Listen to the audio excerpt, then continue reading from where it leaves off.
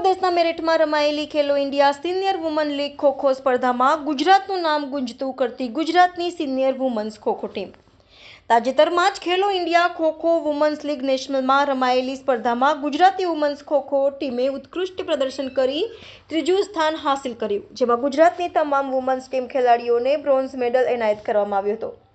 આજરોજ વડોદરાના railway station ખાતે ખેલો ઇન્ડિયા ખોખો વુમન્સ લીગ નેશનલમાં ગુજરાતની ખોખો ટીમ પહોંચી હતી, જ્યાં તેઓનું સ્વાગત સત્કાર કરવામાં આવ્યો તેમજ તેમના ઉત્કૃષ્ટ પ્રદર્શન બદલ પુષ્પહાર તેમજ તેમનું મોઢું મીઠું કરવામાં આવ્યું હતું।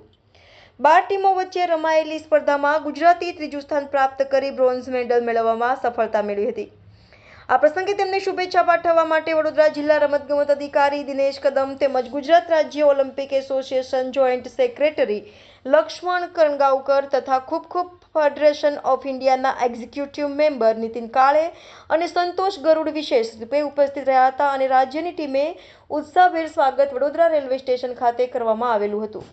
જિલ્લા રૂપીનાબેન દેવજીભાઈ છે। અમે તારીખ 28 થી 30 તારીખ સુધી અસ્મિતા ખેલો ઇન્ડિયા વુમેન્સ લીગ મેચની ટુર્નામેન્ટ યુપી મેરઠ ખાતે યોજાઈ હતી, જેમાં ગુજરાત ગર્લ્સનું સારું એવું પ્રદર્શન હોવાથી બ્રોન્ઝ મેડલ પ્રાપ્ત કર્યો છે અને અમને અહીં વડોદરા રેલવે સ્ટેશન પર શ્રી દિનેશ સર, વડોદરા જિલ્લા રમતગમત અધિકારી અને શ્રી લક્ષ્મણ સર દ્વારા અમારું અહીં સ્વાગત કરવામાં આવ્યું છે, જે માટે એમનો ખૂબ આભાર। નીલમ ગાંગડિયા છે। અમે યુપી મેરઠ ખાતે ખેલો ઇન્ડિયા વુમન્સ લીગ રમવા ગયેલા હતા, જેમાં અમે ખૂબ મહેનત કરી હતી અને અમને મહેનતના ફળ તરીકે બ્રોન્ઝ મેડલ હાંસલ કર્યો છે।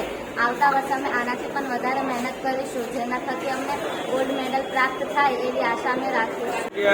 ખેલો ઇન્ડિયા લીગ છે, ખોખોની લીગ હતી સિનિયર નેશનલની, એ આપણી ગુજરાતની ટીમ અને ગુજરાતને ગૌરવ આપીને ત્યાંથી આવી છે બ્રોન્ઝ મેડલ જીતીને મેરઠ ઉત્તર પ્રદેશ ખાતે આ સ્પર્ધાનું આયોજન કરવામાં આવ્યું હતું, જેમાં 12 ટીમોએ ભાગ લીધો।